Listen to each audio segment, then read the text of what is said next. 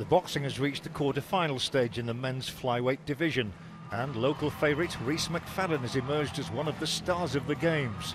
Today he was looking for his third win in a row against Oteng of Botswana, fighting out of the blue corner. We pick up the action in the second round with commentators Jim Watt and John Harker.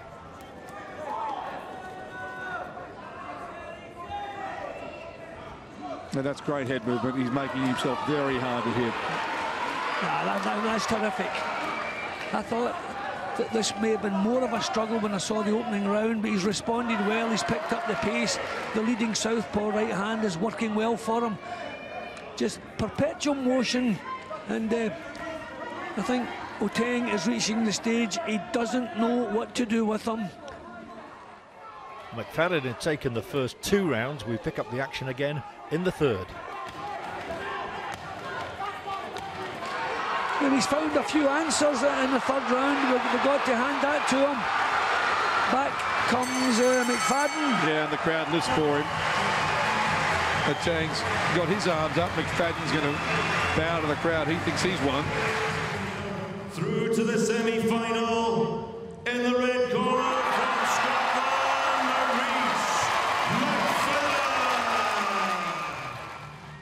In the next bout at 52 kilo level, Australia's Andrew Maloney, whose twin brother Jason also represented his country in the games 4 years ago, was up against the Irishman Ruairi Dalton.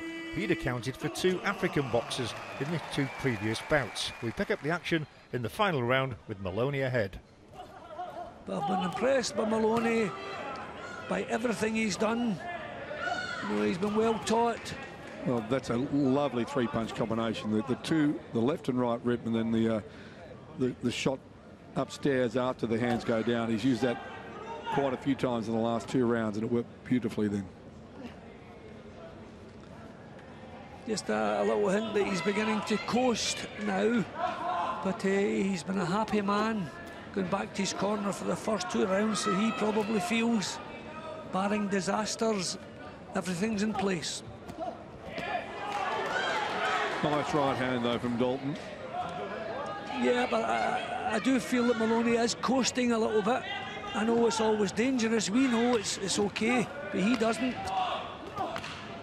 And it's a huge drive from Dalton, so he probably doesn't have any choice whether to coast or not. But yeah, as soon as the bell sounds, he felt all he had to do was to get through that round. And looking at Dalton, I think he's accepted the fact too. In the red corner from Australia, Andrew Maloney. Next, it was the turn of the super heavyweights to enter the arena. Ghana's Haruna Osumanu, 5th in the Melbourne Games 8 years ago, pitted his skills against a tough opponent from Uganda, Mike Sekabembe. He's leading as we join the action in the third and final round.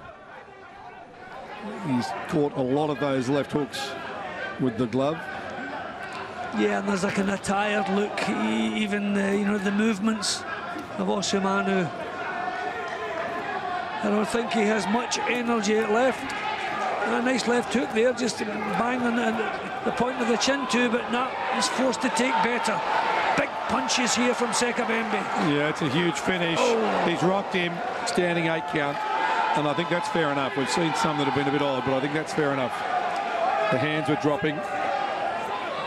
Yeah, when you see the heads bouncing back with the punches, especially up in the heavyweight divisions.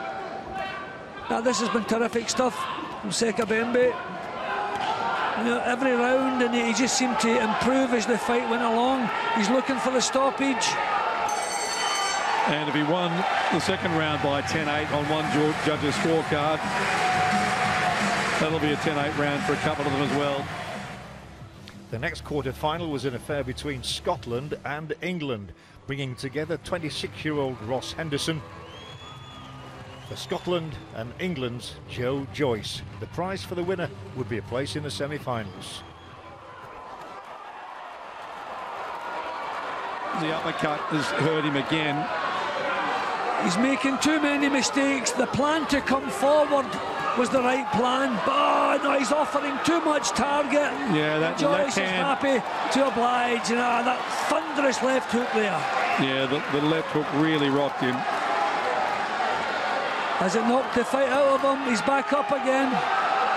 No, he's still prepared to go on, but he has to tighten things up. He's just too reckless in his approach, taking too many chances, and he's. But having said that, one big punch could turn it around, but that was a huge round for Joseph Joyce.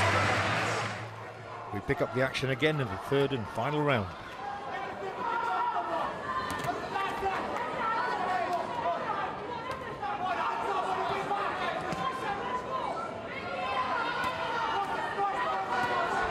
There he's over again. That's the left hook again, but this has been a wonderful exhibition of stamina, of sheer courage.